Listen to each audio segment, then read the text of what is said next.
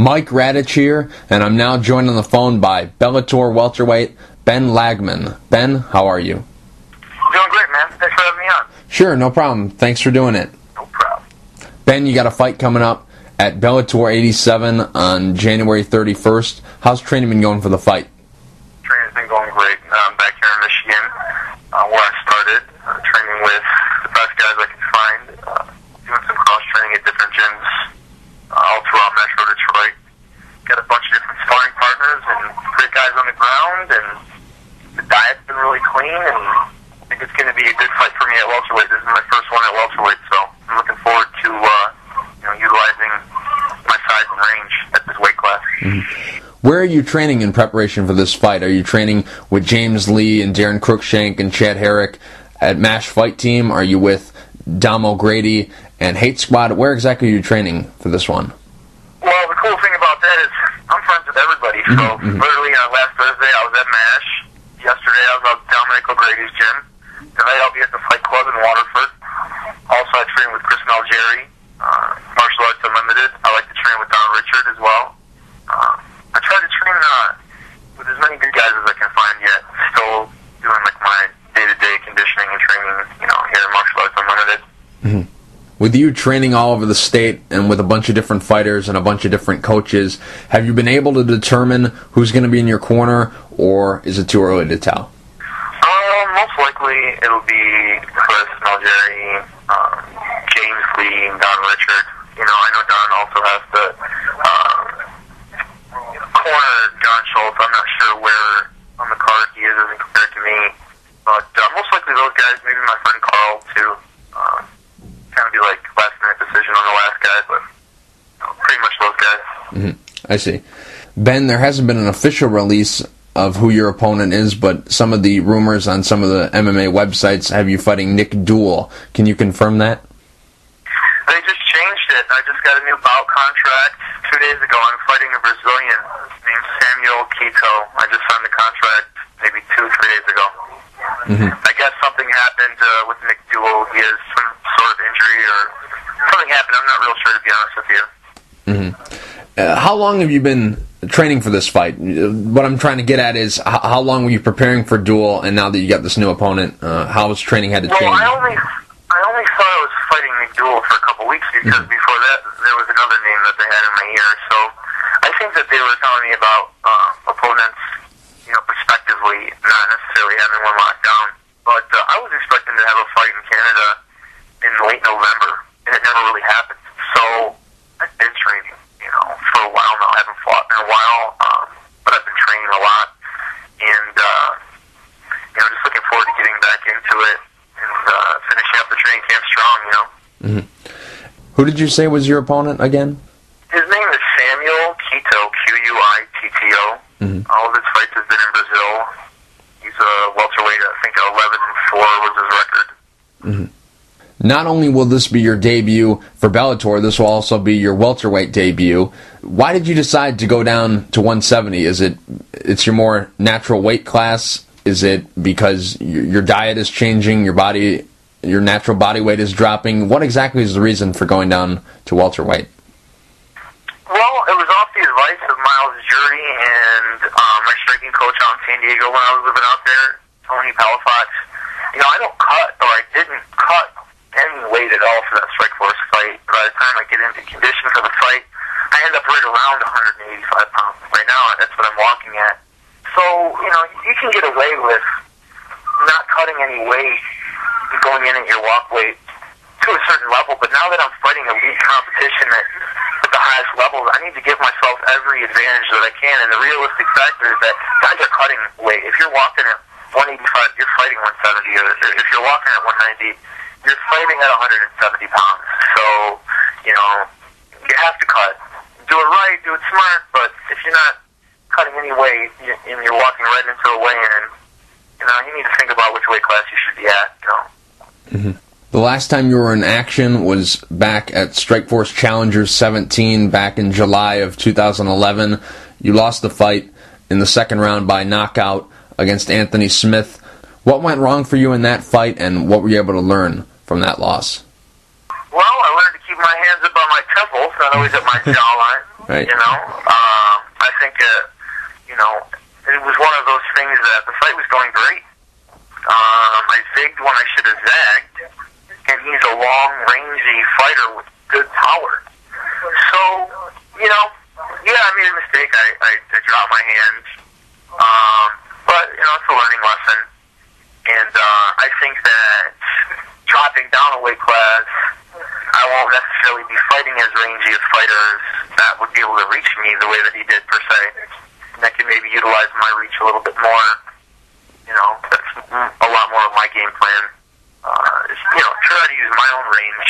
And maybe when I fought a rangier fighter, a longer guy like that, something I needed to work more on. I'm used to being a longer guy and sparring, you know what I mean? So it was definitely a great learning lesson. Keep your hands up by your temples. Fight at the proper weight class, like guys that decide that you should be, and dust yourself off, get back on the horse. Mm-hmm. When Strikeforce released you, a lot of people assumed that King of the Cage would come in and sign you because you had fought for them a long time. All your fights except that Strikeforce fight were under the King of the Cage banner. Why didn't they come and sign you? Or did they come and sign you and you just couldn't agree on terms? What exactly happened? Why didn't you go back to King of the Cage? Well, I don't really think they were too happy about when I went and fought for Strikeforce, to be honest with you. So I was doing reffing gigs for them up until then, and then after, when I started doing, when I signed the Strikeforce thing, I don't think they were too happy with me. I think they wanted to utilize me there, not, especially since I lost, I think they weren't too happy with me going over there. I'm not sure, they haven't really contacted me, to be honest with you, but that's what I'm getting at. Because I did have a good relationship with Terry Shuttlecock, but I don't know, man. He never really contacted me. I don't know if they were sour about me going over there, or really what the situation was. But I have nothing but respect for those guys and hope them success. Mm-hmm. I see. You haven't fought since July of 2011. Why haven't you fought? Has it been because you've had some injuries? Is it because you haven't been getting offers to fight? What exactly has caused this long layoff? Well, Strikeforce is done now. So, sure. I mean, they didn't utilize me and didn't tell me really anything for a little while. So there is this hiatus. And then I moved back from San Diego back home to Michigan. And that kind of had me out of training for a couple months. But I'd be in training, but not like I had a training camp coming up. So between, Strikeforce, them being swallowed up, not fighting for them anymore, moving back across the country, having the fight in Canada canceled or never happened. These are some of the things that happened. But, with this Bellator contract, the one that I signed says that, they'll have me fight 3 times this year. So that's something I'm really looking forward to, getting active and not having ring roughs when I go back in there and, getting a couple fights this year.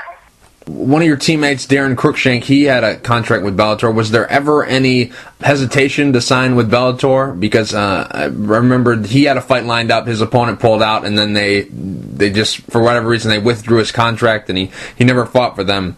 Was there any hesitation signing there?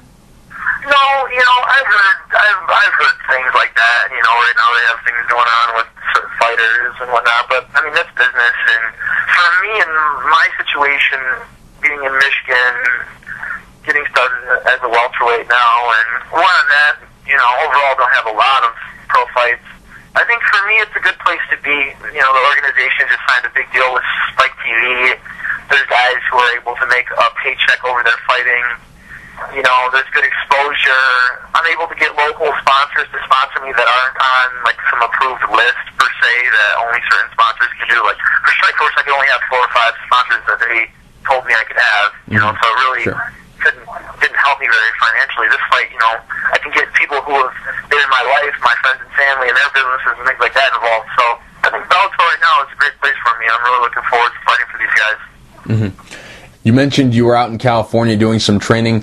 Where exactly in California were you training, and who were some of the guys that you were working with? Well, I moved out there, and I moved in with Jeremy Stevens and Miles Jury right in San Diego, and we were training at Victory MMA, mostly. I also trained at Team Quest a bunch. We stopped by the arena. In San Diego, everybody's cool about the pros going and cross-training at different gyms. So I get to travel around a bit and work with some great coaches. You know, Tony Palafox is a great striking coach at Victory. I learned a lot from him in the year and a half I was out there. Dean Lister, I get to spend a lot of time with him at Victory. A lot of the guys at Class, Tarek Seferdine just fought in one. I've trained with Tarek a bunch. It was great to see, you know, what he just did in his fight. So, you know, that's one of the things about Southern California. There's talent everywhere. Mm-hmm. Why did you decide to come back? Was it you got homesick and you just wanted to be back in Michigan? Was it you just wanted to get some knowledge from California, bring it back to Michigan? You know, what exactly brought you back here? Well, when I moved out there, I never per se moved with the intention of never coming home. But the reason why I came home, when I did, how I did, is money, really. I mean, I wasn't fighting. It's hard to make money as an instructor. There's a ton of great instructors out there. It was just, you know, California is very expensive.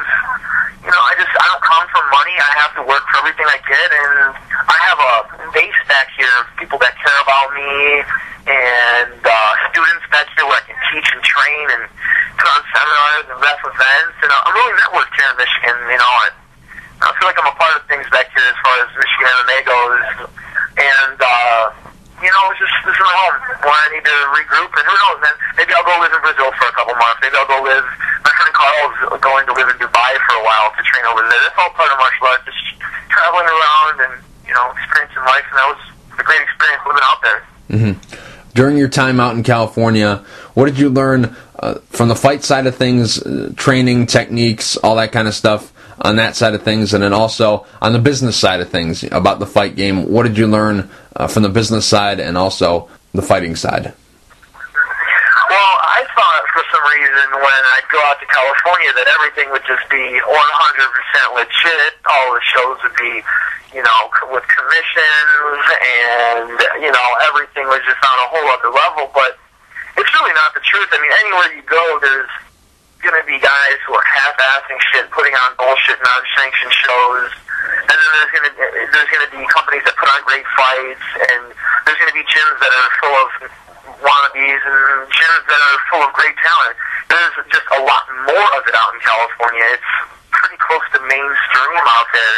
As far as learning things, mostly that I learned is, you know, different techniques out there and how to train like a real pro fighter. These guys are doing it twice a day. It's not good enough to just go to practice once a day and then you're done. I mean, you need a morning session, you need a night session. Your diet's got to be on point. You need to make sure you're doing your cardio. You got to have strength and conditioning, but you got to make sure you rolled enough, you're wrestling enough. You got to make sure you sparred enough, but you still need the pad work.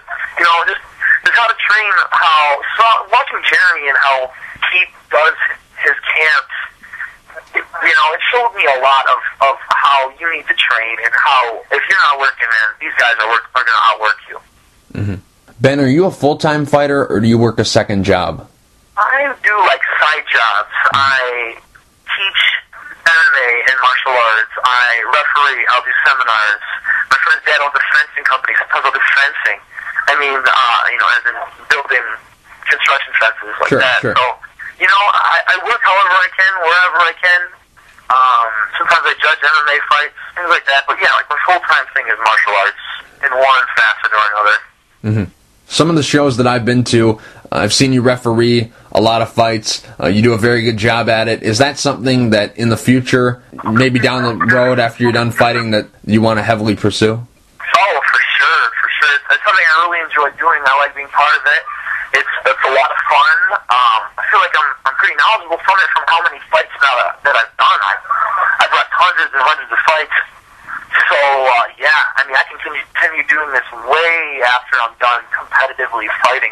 Martial arts is going to be something that I'm doing for my life, but as far as, you know, wrestling goes, I can continue doing that until, you know, I have vision problems almost, you know. Some of these reps shouldn't even be doing it right now, but I think that I'll be able to do it until, you know, I'm older.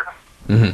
You got this fight for Bellator at the Soaring Eagle Casino. Roughly how many tickets have you sold? How many fans are going to be there to support you? I've sold like 50 already. I'll probably sell another 50. I should have, 100 friends and family members there for the fight. You know, I've fought at Central a few times already for an Eagle, so, you know, maybe there might be some other people that have seen me fight who come out to watch me, but as far as me selling tickets, I'd say about 100. You're undefeated when you're fighting in Michigan. You obviously do well when you're fighting in front of your hometown crowd and your fans. Is that something that motivates you and something that pumps you up, being in front of your fans? Oh, yeah, for sure. And my first loss in California, you know, it just wasn't there, man. You know, during the fight, you know, I'm not going to say I quit, but it just wasn't there. I probably shouldn't have fought, you know, and I think that if I would have had, you know, my people around me, or, you know, I'm not going to blame anything, but I just think that, yeah, I do fight better here, and I'm really looking forward to having a whole, you know, support group there for me, as far as all my coaches and all my friends, and doing the whole thing, yeah. I'm really looking forward to it. I prefer it. I know you're still very young in this sport. You're 6-2 as a professional, but as of right now, is the Angelo Popovsky fight for King of the Cage back in April of 2010 the proudest moment of your MMA career, considering that you were fighting in front of your hometown crowd and were able to pick up a win on HDNet, and you were able to pick up a win against a fellow Michigan fighter by stoppage? Is that the proudest moment of your career so far? Yeah, I would say so. I mean, I would say my Strikeforce fight was up until the end of it was my proudest moment. That happened, and then Sure. I'm not as proud anymore, but still Right. proud of that. But yeah, man, I think that was the best performance. It was in front of all my friends and family. It was my first one on TV like that. It was a big moment. I really hope to do something like that again here on the 31st, and have another great time like that. Ben, I know the old saying is, you know, your next fight is always your biggest fight, but really, is this your biggest fight of your career? Because you have a lot of catching up to do, if you will, because, you know, you weren't that active in 2010. You only fought once. 2011, you only fought once. Last year, you didn't fight at all. Do you feel that you need to get a win here to allow yourself to continue to get more fights? Because if you win here, come out healthy, you can get right back in there and make up some lost time. How important is this fight for you? Yeah. Every fight from here on out is going to be my biggest fight from where I'm at in my career. Even if I win this fight in tremendous fashion, my next fight is going to be bigger than this one. Every fight's my biggest fight, and if I win, it's huge. And that's the way I'm going to take it, and I'm not going to let them take it from me, and I have to win. Take that type of mentality, you know. Not worry about what's going to happen. Let the chips fall where they may. No matter what, I'm not done fighting, you know. No matter what happens, is like, I'm going to continue doing this, you know, until it doesn't seem right and my body can't do it. So it really, you know, it's like a win is huge, a loss is disappointing, but it's not going to stop my goals and dreams, you know. Strikeforce at the time, when you signed with them, they were the number 2 organization in the world. Now Bellator, I think they've slid up into that spot, and they're the number 2. Does it kind of feel like things are just coming together all at the right time? That this year layoff, everything happens for a reason, and you're supposed to be in a big show because now you're getting this great opportunity with Bellator. What are your thoughts about how this is basically just falling in your lap in a way? Stars are aligning. Sure. When that's the case, I don't want to fight the wave. I want to ride it in. So if everything's going with this momentum, going towards that way, I just want to ride it in and go with the flow and accept these blessings that are coming into my life and just be thankful for them. And I think more will come. Just keep giving out good positive things, and positivity will come back to me. Keep working hard, and I know that every dog has his day. Daron Cruickshank just had his day, the biggest fight of his entire life. Put on the best show I've ever seen him fight in his entire life. I refereed his first amateur fight. He's my good friend, and to see him what he did was huge inspiration for me. This last weekend, Tarek Seferdine, after this time, he had his day. I mean, he put in the hard work. He stayed loyal to the game. Both Daron and him, and Miles Jury, he just had his biggest win over Michael Johnson in the UFC. All my boys, great things are happening. I start with these guys, and I know that I can compete at that level, and as long as I keep working hard like they do, I use those guys as my inspirations to say that I'm going to do well and make this happen, Ben, last question. I'm sure over this past year you've thought long and hard about coming back and getting a win. How have you envisioned this fight ending? Hopefully in glorious knockout, but I feel like I can win any way. I'm confident anywhere the fight takes place. If we need to go 15 minutes and win the decision, I'm ready for that. If I catch him on the ground because he thinks I'm, an American who doesn't train in Brazilian Jiu-Jitsu, then I can see that too. I can see this fight going a lot of different ways. I can also see it happening a lot like my Angelo fight. So, we'll see. We'll see how it goes, but I'll be ready for anything. I can fight from anywhere, and I'll be ready to go the whole time. Ben, real quick before I let you go, do you have any sponsors you would like to thank, and is there anything you'd like to say to the fans? There's a few sponsors helping me out with this fight. Platino Diet, my friends Delvane Produce, Fight Light Mouth Guards, Rattled Cageware, The Country Oven. These are all places that have helped me up until this fight and are going to help me after this fight. And I want to thank anybody who's listening and supports MMA. And if any of my training partners and coaches are listening, thank you for all your help. And anybody who supports me in this, I appreciate, man. And I'm just trying to help this sport in the state as much as I can. Thank you for the interview and trying to help me get some, media and all that good stuff, man. Sure, no problem. Ben, thank you for taking the time to talk. I really appreciate it. Good luck at Bellator 87 on January 31st. Okay, thanks very much, Mike. Take care.